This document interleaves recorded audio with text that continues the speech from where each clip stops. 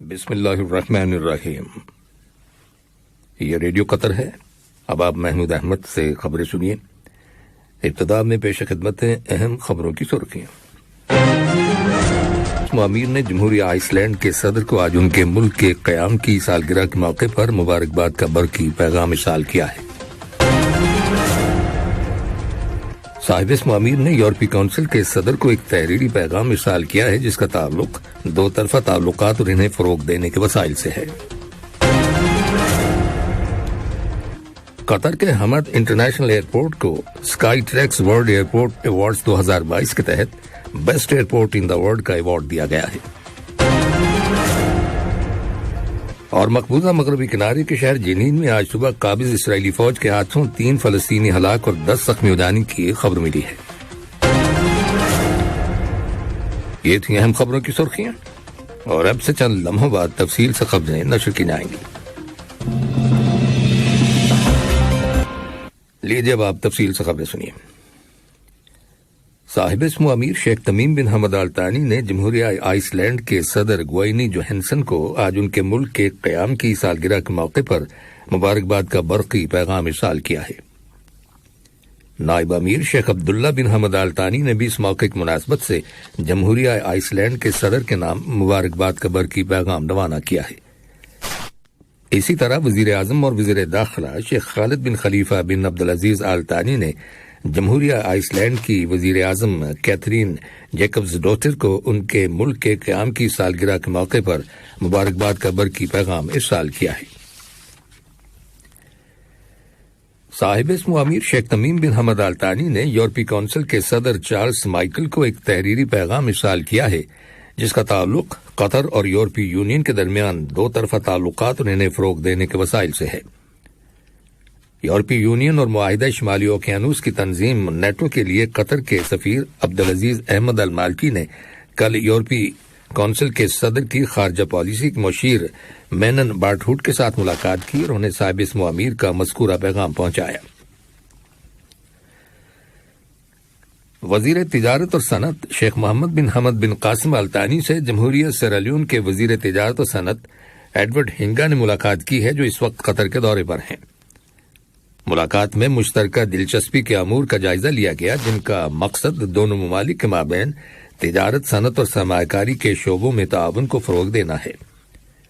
بات چیت کے دوران وزیر صنعت اور تجارت نے پرائیویٹ سیکٹر کی مدد کے لیے حکومت قطر کی کامیاب اقتصادی پالیسیوں پر روشنی ڈالی۔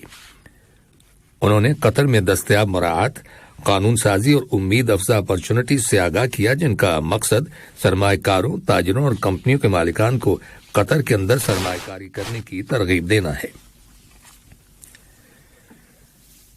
جمہوریہ یمن کی صدارتی لیڈرشپ کونسل کے صدر ڈاکٹر راشد محمد العلیمی نے قطر کی Hilal Ahmar society Q R C S کے سیکرٹری جنرل سفیر علی بن حسن الحمادی سے ملاقات کی ہے جس میں متعدد انسانی مسائل، خاص طور پر یمن کے اندر بہت سے لوگوں کو درپیش مشکلات کے بارے میں غور کیا گیا۔ سفیر الحمادی نے قطر کی ہلال احمر سوسائٹی کی جانب سے یمن کے کئی شہروں اور قصبوں کے اندر صحت، پناہ گاہوں، پانی اور دیگر منصوبوں کے حوالے سے کی گئی غیر معمولی کوششوں پر روشنی ڈالی۔ ڈاکٹر العلیمی نے ان کوششوں کو سراہتے ہوئے یمن کے عوام کے لیے مزید مدد فراہم کرنے کی خواہش کا اظہار کیا۔ قطر کے حمد انٹرنیشنل ایئرپورٹ HIA کو فرانس کے دارالحکومت پیرس میں ہونے والے global event passenger terminal expo میں Skytrax world airport awards کے تحت best airport in the world کا ایوارڈ دیا گیا ہے۔ حمد انٹرنیشنل ایئرپورٹ کو گزشتہ سال بھی اس ایوارڈ سے نوازا گیا تھا۔ اس اعزاز کے لیے تیار کی گئی لسٹ میں دنیا کے مختلف ممالک کے 550 ایئرپورٹس شامل تھے۔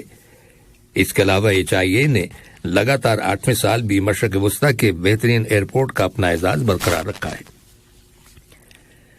دریاسنا قطر ایئر ویز نے، جس کا شمار مشرق وسطی کی سب سے بڑی ایئر لائنز میں ہوتا ہے، اعلان کیا ہے کہ اسے گزشتہ مالی سال کے دوران $1.5 بلین کا منافع حاصل ہوا ہے جو کہ ایئر لائن کا اب تک کا ہائیسٹ منافع ہے۔ قطر ایئر ویز کے چیف ایگزیکٹو آفیسر اکبر الباقر کا کہنا ہے کہ ایئر لائن کا ریونیو 14.4 بلین تک پہنچ گیا ہے جو گزشتہ سال کے مقابلے میں 78% زیادہ ہے۔ انہوں نے کہا کہ سن 2021-2022 کے مالی سال کے دوران 18.5 ملین لوگوں نے قطر ایئر ویز سے سفر کیا. یہ تعداد گزشتہ مالی سال کے مقابلے میں 200% زیادہ ہے. قطر نے ہالینڈ کے دارالحکومت ایمسٹرڈیم میں زرعی نمائش گرین ٹیک 2022 میں شرکت کی ہے، جس میں پروٹیکٹڈ اور انڈور کراپس کی نشو و نما اور اس سلسلے میں جدید ترین ٹیکنالوجی کے استعمال کے بارے میں غور و خوض کیا گیا. نمائش میں وزارت بلدیات کے زرعی امور کے شعبے کے ڈائریکٹر یوسف خالد الخلیفی اور فوڈ سیکیورٹی کے شعبے کے ڈائریکٹر ڈاکٹر مسعود جار اللہ المری نے قطر کی نمائندگی کی. اس موقع پر وزارت بلدیات اور ویگنن یونیورسٹی کے درمیان مشترکہ تعاون کے سمجھوتے پر دستخط کیے گئے، جس کا مقصد قطر کے اندر سمارٹ گرین ہاؤسز کے تحت زراعت کو ترقی دینا ہے.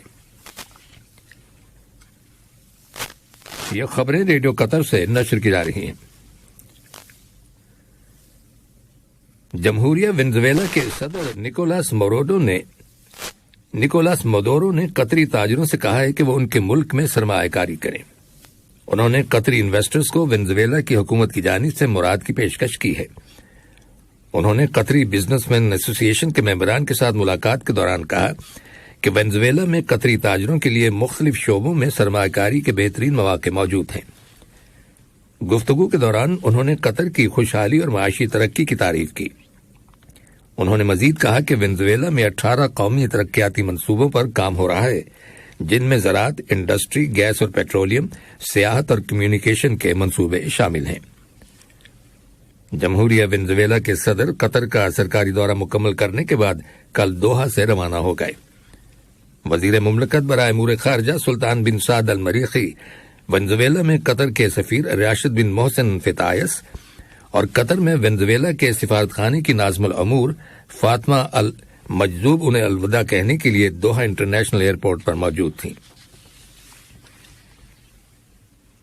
اقوام متحدہ کے ورلڈ فوڈ پروگرام WFP اور خوراک و زراعت کی تنظیم FAO نے ایک مشترکہ رپورٹ جاری کی ہے، جس میں انکشاف کیا گیا ہے کہ سوڈان کے 30% سے زیادہ لوگوں کو اس وقت کلائمیٹ شاکس، سیاسی بحران اور عالمی سطح پر خوراک کی قیمتوں میں اضافے کے منفی اثرات کی وجہ سے خوراک کی کمی کا سامنا ہے. رپورٹ میں بتایا گیا ہے کہ سوڈان کے تمام 18 صوبوں میں 15 ملین لوگوں کو شدید غذائی عدم تحفظ کا سامنا ہے اور یوں لاکھوں لوگ بھوک اور غربت کا شکار ہو رہے ہیں. یاد رہے کہ گزشتہ سال اکتوبر میں ہونے والی فوجی بغاوت کے بعد سے سوڈان میں معاشی حالات تیزی سے بگڑ گئے اور اب یوکرین پر روسی فوج کے حملے کے اس کے معاشی حالات پر مزید خراب اثرات مرتب ہوئے ہیں.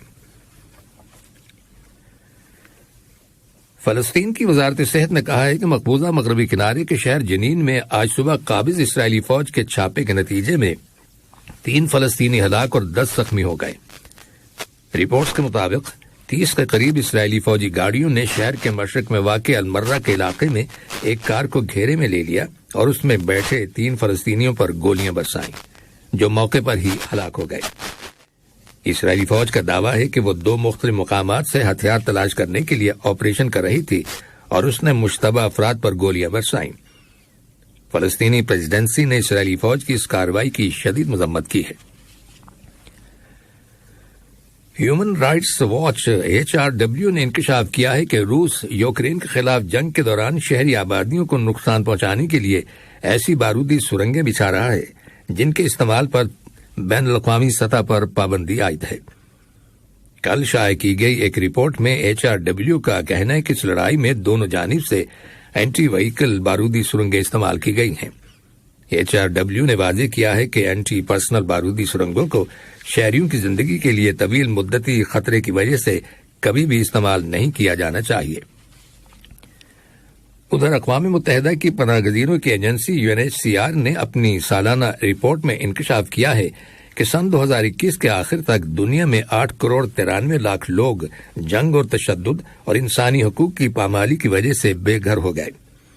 یہ تعداد سن 2020 کے مقابلے میں 8% زیادہ ہے. UNHCR کا کہنا ہے کہ یوکرین پر روسی فوج کے حملے کے نتیجے میں لوگ اپنے گھر بار چھوڑ کر جانے پر مجبور ہو گئے اور اسی وجہ سے تارکین وطن اور پناہ گزینوں کی تعداد میں غیر معمولی اضافہ ہوا ہے. یوکرین کی جنگ کی وجہ سے 12 سے 14 ملین لوگ بے گھر ہوئے ہیں. اور امریکہ کی ریاست الاباما میں ایک چرچ کے اندر ایک مسلح شخص کی فائرنگ سے 2 افراد ہلاک اور 1 زخمی ہو جانے کی اطلاع ملی ہے۔ فائرنگ کرنے والے شخص کو حراست میں لے لیا گیا۔ فائرنگ کے پیچھے محرکات کی وجہ معلوم نہیں ہو سکی۔ یاد رہے کہ صدر جو بائیڈن امریکی کانگریس سے بار بار کہہ چکے ہیں کہ وہ گن وائلنس کو کم کرنے کے لیے سخت اقدامات کرے۔ آخر میں اہم خبروں کی سرخیاں ایک بار پھر سن لیجیے۔ صاحب اسم امیر نے جمہوریہ آئس لینڈ کے صدر کو آج ان کے ملک کے قیام کی سالگرہ کے موقع پر مبارکباد کا برقی پیغام ارسال کیا ہے۔ صاحب اسم امیر نے یورپی کونسل کے صدر کو ایک تحریری پیغام ارسال کیا ہے جس کا تعلق 2 طرفہ تعلقات اور انہیں فروغ دینے کے وسائل سے ہے۔ قطر کے حمد انٹرنیشنل ایئرپورٹ کو Skytrax world airport awards 2022 کے تحت best airport in the world کا ایوارڈ دیا گیا ہے۔ اور مقبوضہ مغربی کنارے کے شہر جنین میں آج صبح قابض اسرائیلی فوج کے ہاتھوں 3 فلسطینی ہلاک اور 10 زخمی ہو جانے کی خبر ملی ہے۔ ریڈیو قطر سے خبروں کا آج کا دوسرا بلیٹن ختم ہوا۔